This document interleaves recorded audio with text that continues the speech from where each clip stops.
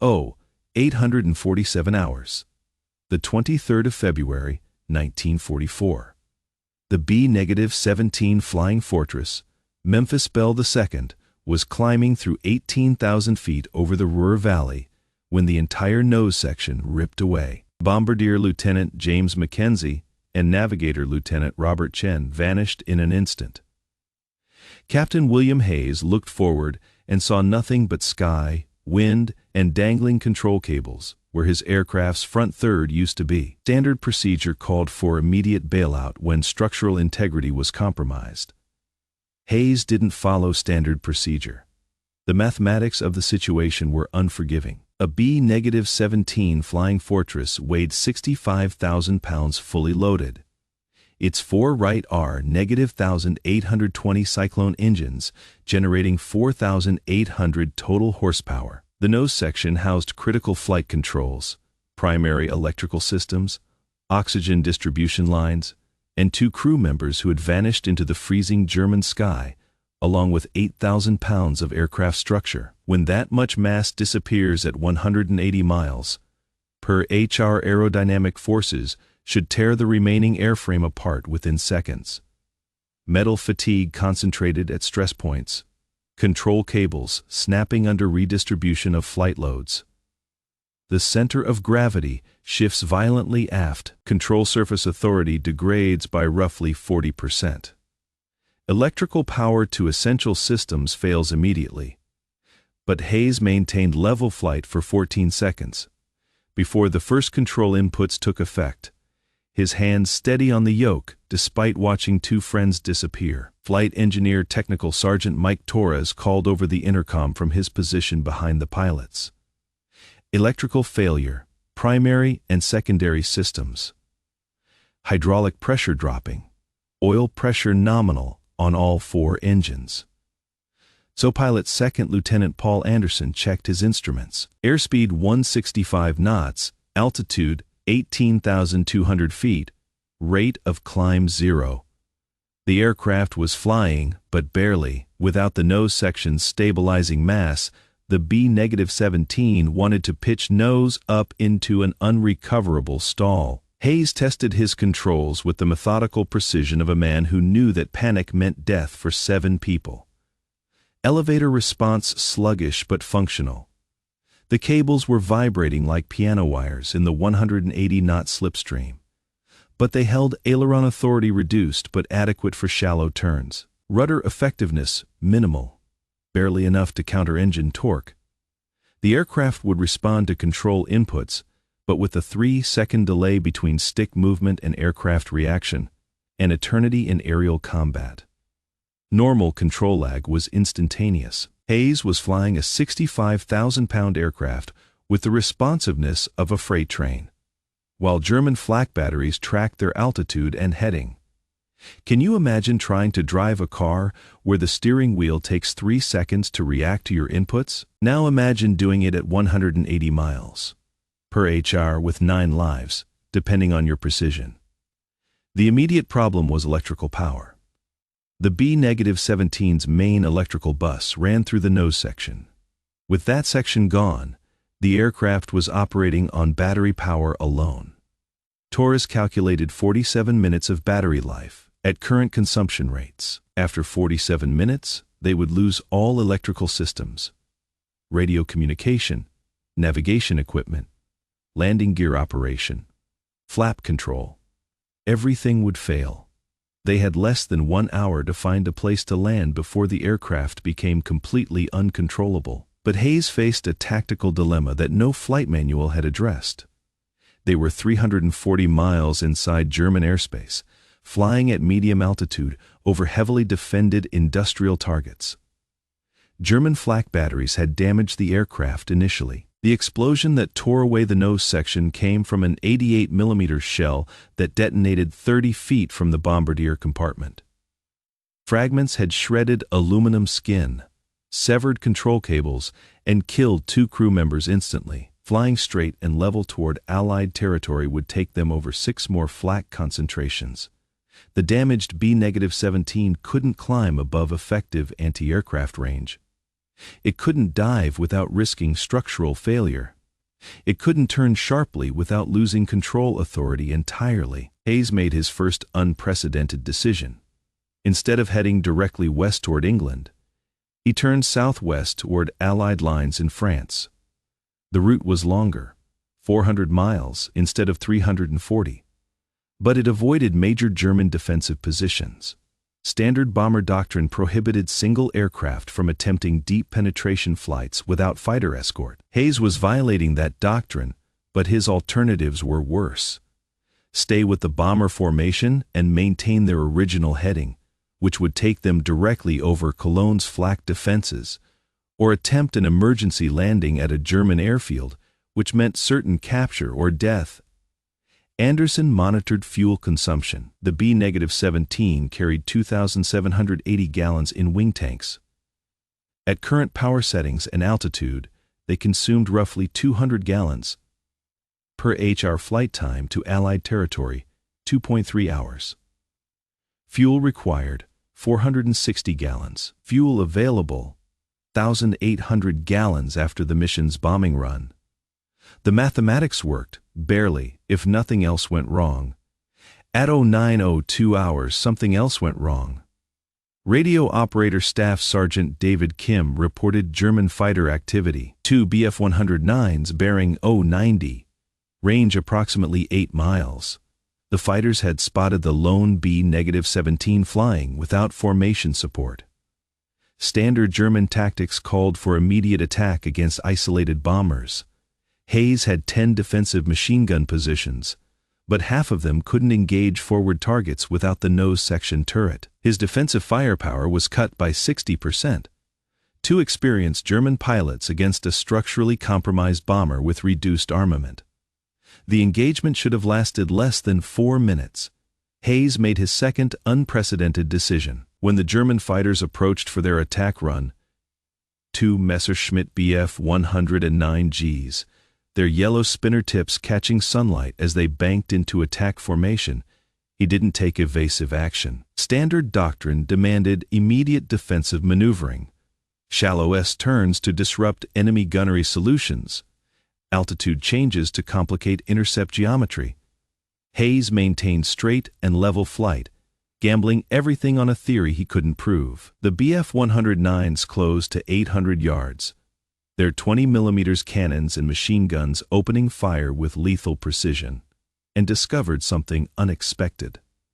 The B-17's damaged condition created an optical illusion that confused range estimation. With no nose section, the aircraft appeared much smaller than it actually was. A trick of perspective that could mean life or death. German pilots had trained to estimate range based on aircraft silhouette. Hayes's B-17 looked like a fighter-sized target at 1,200 yards when it was actually bomber-sized at 800 yards. Their gunnery calculations were off by 400 yards. Most of their cannon rounds passed harmlessly ahead of the target. Tail Gunner Staff Sergeant Robert Martinez returned fire with his twin .50 caliber machine guns. He scored hits on the lead Bf-109's engine cowling. The German fighter broke off the attack, trailing black smoke. The second fighter attempted a beam attack from 3 o'clock, but Waist Gunner Sergeant Tommy Price engaged with sustained fire. The 109 pilot couldn't maintain his attack vector under defensive fire pressure. Both German fighters disengaged after 6 minutes of combat. They'd expended most of their ammunition against what they thought was a smaller, more distant target. The optical deception saved Hayes's crew, but the engagement revealed a critical problem. Defensive fire had consumed 400 rounds of .50 caliber ammunition. The B-17 carried 6,000 rounds total at current expenditure rates. They had ammunition for approximately 90 minutes of combat. Flight time to Allied territory remained 2.1 hours. If German fighters engaged them twice more, they would reach friendly airspace with empty guns. And German fighters were persistent. They would return. Torres reported additional system failures. Oxygen pressure in the main lines had dropped to 60% of normal. The nose section had housed primary oxygen regulators. Without those regulators, the crew was breathing uncontrolled oxygen flow. Too much oxygen could cause nitrogen narcosis. Too little would cause hypoxia at their current altitude of 17,500 feet. Hayes ordered the crew to descend to 12,000 feet below the oxygen requirement threshold. The aircraft could fly safely at lower altitude, but it would consume more fuel and become vulnerable to light anti-aircraft fire. At 0931 hours, Hayes attempted his most difficult maneuver yet.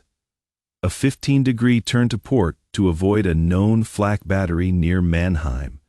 With the compromised control response, the turn required 45 seconds to complete. During those 45 seconds, the aircraft was in a slight bank, fighting constant tendency to roll inverted. Hayes applied continuous aileron pressure to maintain level flight. The control cables vibrated under tension. Anderson could see them through the missing nose section. Steel cables stretched almost to breaking point, carrying control surface loads they weren't designed to handle. The successful turn proved something important about damaged aircraft handling. Standard flight training taught that catastrophic structural damage meant immediate loss of control. Hayes was discovering that aircraft could remain controllable even with severe damage, provided the pilot understood the new flight characteristics. The 3-second control lag became predictable. The reduced control authority could be compensated with larger control inputs. The shifted center of gravity required constant trim adjustments. It was flyable, barely, but flyable. Navigation became the next challenge. Without the bombardier and navigator, Hayes relied on dead reckoning and radio beacon triangulation. But dead reckoning required accurate airspeed and heading information. The missing nose section disrupted airflow over the pitot. Static system. Airspeed readings were unreliable. Magnetic compass deviation increased due to structural damage near compass mounting. Hayes was navigating essentially blind, estimating position based on landmarks visible through breaks in cloud cover. At 0954 hours, Kim intercepted German radio communications. 2 more fighter squadrons were being vectored toward their approximate position, 12 Bf-109s and 8 Fw-190s. Converging from multiple directions, 20 German fighters against 1 damaged bomber with reduced defensive capability. The mathematics were impossible. Hayes couldn't outrun them, couldn't outclimb them, couldn't outmaneuver them, but he could outthink them. Hayes made his third unprecedented decision. He descended to 8,000 feet and entered cloud cover. The B-17 disappeared from German radar operators, who were tracking it for the fighter intercept. Inside the clouds, visibility was 0. But Hayes wasn't trying to navigate by visual reference. He was buying time. German fighters couldn't attack what they couldn't see. The clouds extended roughly 40 miles in their direction of flight. 40 miles of concealment, enough to break the intercept geometry that German controllers had calculated. Flying on instruments inside clouds with compromised control response required extraordinary pilot skill. Hayes had to maintain altitude without visual reference while compensating for delayed control reactions. The aircraft wanted to climb in the dense, moist air. Hayes countered with elevator inputs that took effect 3 seconds after application. Overcorrection meant climbing above cloud tops into visual range. Undercorrection meant descending into terrain or German anti-aircraft range. The margin for error was approximately 300 feet in either direction. TORS monitored engine parameters during cloud flight. The 4R-1820 engines were performing normally despite the structural damage. Oil pressure steady, cylinder head temperatures within limits. Fuel flow nominal. The engines didn't care that the aircraft's nose was missing. They continued producing 1,200 horsepower each, driving the B-17 through increasing headwinds toward Allied territory. At 10:18 hours, they emerged from cloud cover 60 miles inside German territory. No German fighters visible. The intercept had been broken, but Hayes faced a new problem. Fuel consumption had increased during the cloud flight. Dense air and headwinds required higher power settings. Torres calculated remaining fuel at 1,100 gallons. Flight time to Allied lines, 1.4 hours. Fuel consumption at current rates, 280 gallons. Per H-hour required fuel, 392 gallons. Available fuel, 1,100 gallons. The mathematics still worked, but the margin was shrinking. Radio communication became critical. Kim attempted to contact Allied forces using the aircraft's backup radio transmitter. Primary communication equipment was in the nose section. Backup systems had limited range and power, but at 10:27 hours, Kim established contact with RAF Fighter Command. He transmitted their approximate position, heading, airspeed, and condition. RAF controllers acknowledged and vectored 2 Spitfire squadrons for escort duty. The Spitfires found Hayes's B-17 at 10:43 hours, 20 miles east of Allied lines. Squadron leader James Wilson formed up on the bomber's port side and visually confirmed the damage. Wilson later reported that the B-17 looked like someone had taken a giant can opener to the front third. He could see control cables vibrating in the airstream, electrical wires dangling loose, jagged aluminum edges where the nose section had been torn away. But the aircraft was maintaining formation flight and responding to control inputs. Hayes had one final challenge: landing. The B-17's landing gear was electrically operated, with primary electrical systems failed and battery power at 12%. Gear extension was questionable. Landing flaps required electrical power. Brakes were hydraulic, but hydraulic pressure was low due to system damage. Hayes would attempt landing with possibly no landing gear, no flaps, and minimal braking capability. On a 3,000-foot runway that required precise approach control, with an aircraft that responded to controls 3 seconds late. At 11:09 hours, Hayes entered the landing pattern at RAF Manston. The runway was 4,500 feet long, sufficient for normal B-17 operations. But Hayes wasn't conducting normal operations. Without flaps, his approach speed would be 135 knots instead of 110. Without proper braking, his rollout distance would double. Without predictable control response, his touchdown point could vary by 500 feet. He needed perfect conditions and flawless execution. Torres attempted gear extension at 1,000 feet altitude. The electric motor strained against low battery voltage. Main gear extended partially, showing 2 green indicator lights, and 1 red nose gear remained retracted. Landing on 2 main wheels and no nose gear meant the aircraft would slam down hard on the crushed nose section. The impact would drive the remaining structure into the ground and probably kill the crew. Hayes made his 4th unprecedented decision. He executed a go around and climbed back to pattern altitude, using precious battery power and remaining fuel, but buying time to solve the landing gear problem. Torres suggested manual gear extension. The B-17 had mechanical backup systems for primary electrical failures, but manual extension required crew members to crank the gear down using emergency procedures that took approximately 8 minutes. Kim and Martinez went to the bomb bay to operate the manual gear extension system. It was dangerous work. The bomb bay doors were open to provide access to gear mechanisms. One slip meant falling through the opening to certain death.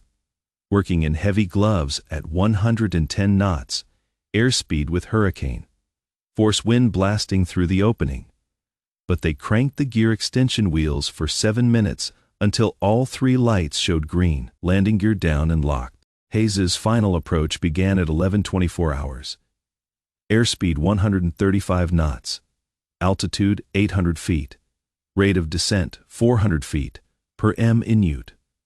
No flaps meant steeper approach angle and higher touchdown speed.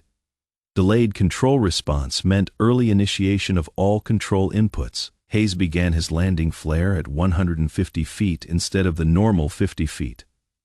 applied back pressure on the elevator 3 seconds before he wanted the aircraft to respond. The B-17 settled toward the runway at controlled descent rate. Touchdown occurred at 11:26 hours. Main wheels hit runway at 125 knots. The aircraft bounced once, settled, and began rollout. Hayes applied maximum braking. Hydraulic pressure was sufficient for partial brake effectiveness. The B-17 decelerated to 60 knots, then 40, then taxi speed. Total rollout distance, 3,200 feet. They stopped with 1,300 feet of runway remaining. 7 crew members alive, aircraft recoverable, mission accomplished despite structural damage that should have made flight impossible. Post-flight inspection revealed the extent of damage. The nose section from the radar operator position forward was completely gone. Control cables for elevator and rudder were intact, but stretched beyond normal limits. Primary electrical bus was severed at the main distribution panel. Hydraulic lines showed multiple punctures, but maintained partial pressure. The aircraft had flown for 2 hours and 39 minutes, with damage equivalent to losing the front third of its structure. Hayes's after-action report detailed the techniques that enabled survival. Immediate assessment of remaining control authority, recognition that standard procedures didn't apply to catastrophic damage situations, adaptation of flight techniques to accommodate delayed control response, navigation by dead reckoning when electronic systems failed, use of weather and terrain to avoid enemy interception, crew coordination for manual backup procedures. Most importantly, the decision to continue flying when doctrine called for immediate abandonment. What Hayes discovered during those 159 minutes changed how military pilots thought about damage assessment and emergency procedures. Previous doctrine assumed that major structural damage meant uncontrollable flight. Hayes proved that aircraft could remain flyable with extensive damage, provided pilots understood the modified flight characteristics. His techniques became part of advanced pilot training for handling extreme emergency situations. The psychological principles Hayes employed were later codified into emergency management doctrine. First, immediate situation assessment without panic. Damaged systems could often continue functioning at reduced capability. Second, creative problem. Solving when standard procedures didn't apply. Hayes's navigation techniques and evasion tactics weren't in any manual. Third, crew resource management under extreme stress. Every crew member contributed essential skills for survival. Fourth, persistence, despite seemingly impossible odds. Hayes could have ordered bailout 3 different times. Each time, he chose to continue fighting. German intelligence analysis of the engagement revealed something unexpected about damaged aircraft recognition. Their pilots had misidentified Hayes's B-17 due to its altered silhouette. Standard aircraft identification training assumed normal configurations. When aircraft appeared different from recognition charts, pilots often miscalculated range and target priority.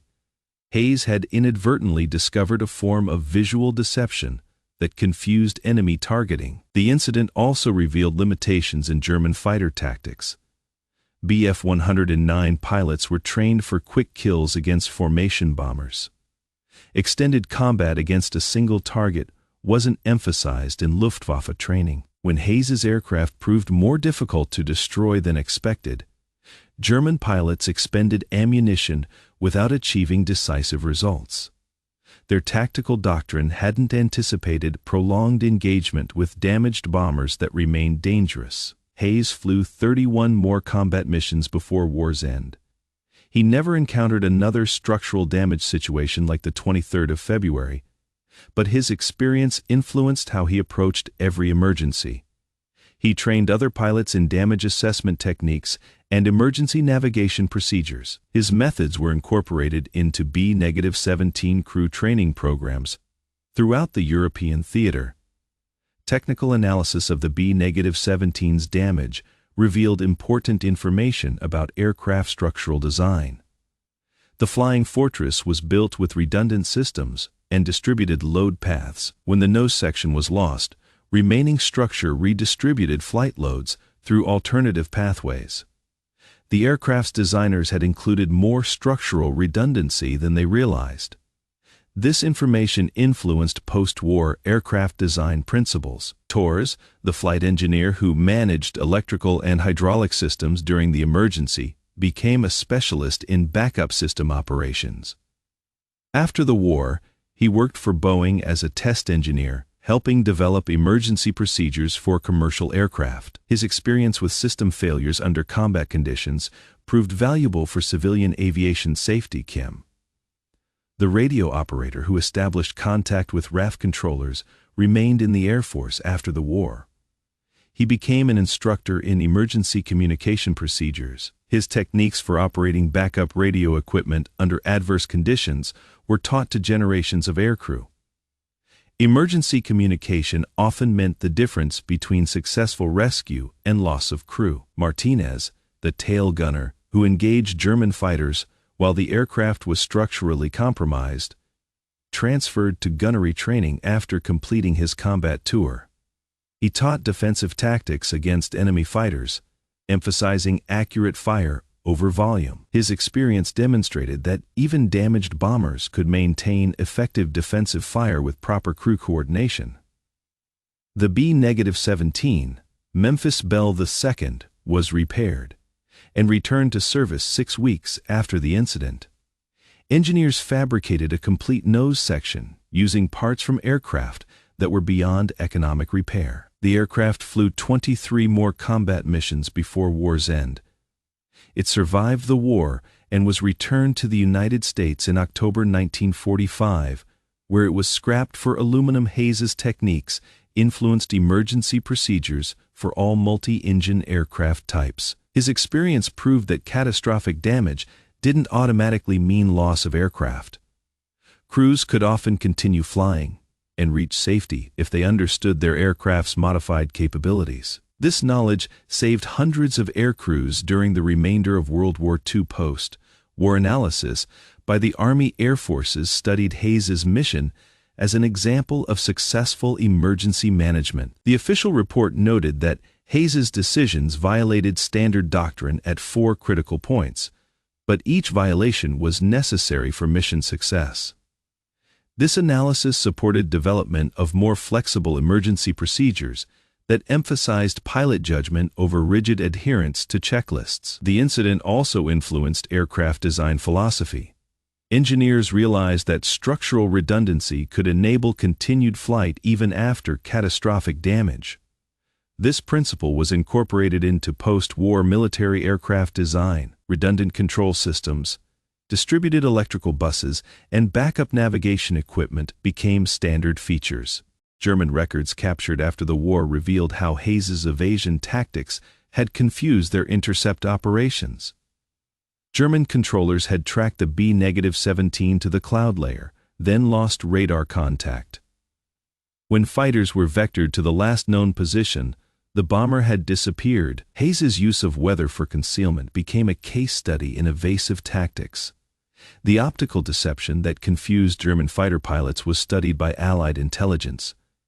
Aircraft with altered silhouettes could mislead enemy targeting calculations. This information influenced development of camouflage and visual deception techniques for both military and civilian applications.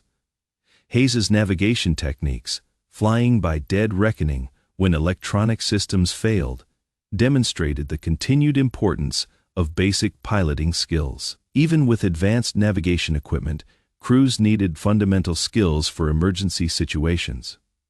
This principle influenced pilot training throughout the Cold War era. The fuel consumption calculations that Torres performed during the flight became a model for emergency fuel management procedures. His techniques for monitoring consumption rates and calculating range with damaged systems were incorporated into flight engineer training programs. Accurate fuel management often determined whether damaged aircraft could reach safety. Hayes's crew coordination, assigning specific emergency tasks to each crew member, demonstrated effective leadership under extreme stress.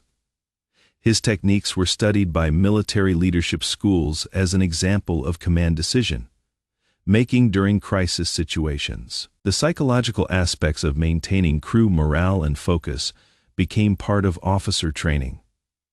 The successful landing with compromised aircraft systems proved that manual backup procedures could replace failed automatic systems. Hayes's use of hand-cranked landing gear, manual hydraulic pumps, and backup electrical systems became standard emergency training for all aircrew.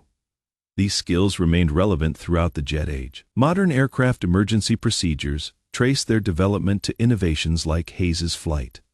Contemporary airline pilots train for multiple system failures, using scenarios based on World War II combat experience. The principle that crews can often continue flying despite extensive damage remains fundamental to aviation safety. Hayes's decision to continue fighting, when logic suggested surrender, embodied the attitude that won World War II individual crews, making impossible situations survivable through skill, determination, and refusal to accept defeat.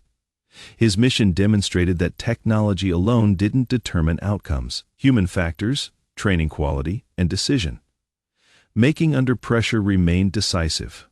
What lessons emerged from Hayes's flight over occupied Europe? First, that emergency situations often require abandoning standard procedures in favor of creative solutions adapted to unique circumstances. Second, that crew coordination and individual expertise combine to create capabilities greater than the sum of their parts. Third, that persistence and refusal to surrender can overcome seemingly impossible odds when combined with technical competence and tactical flexibility. Most importantly, Hayes proved that the human element remains crucial in technological systems. Advanced aircraft, sophisticated weapons, and complex equipment create capabilities, but people determine how those capabilities are employed. When systems fail, when doctrine doesn't apply, when mathematics suggest impossible odds, individual judgment and determination often prove decisive. The 23rd of February 1944, 1B-17 Flying Fortress with its nose torn clean off, flying for 159 minutes on exposed control cables and crew determination alone. Captain William Hayes proved that sometimes the most important factor in survival isn't what your aircraft can do, but what you refuse to let it fail to do. The war produced countless examples of technical innovation and tactical brilliance.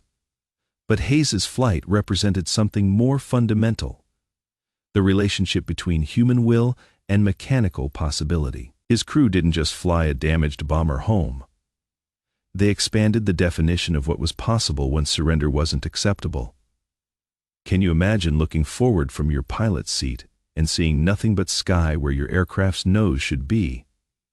Hayes faced that reality and chose to keep flying. His decision changed emergency procedures for every pilot who came after him, proving that impossible odds are only impossible until someone refuses to accept them.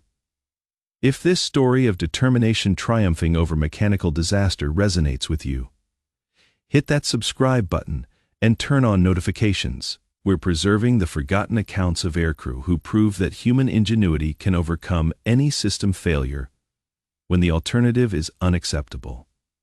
Drop a comment and tell us, what would you have done with half your aircraft missing and 340 miles of enemy territory between you and safety? Thanks for watching. We'll see you in the next story of individuals who redefine the limits of what is possible under impossible pressure.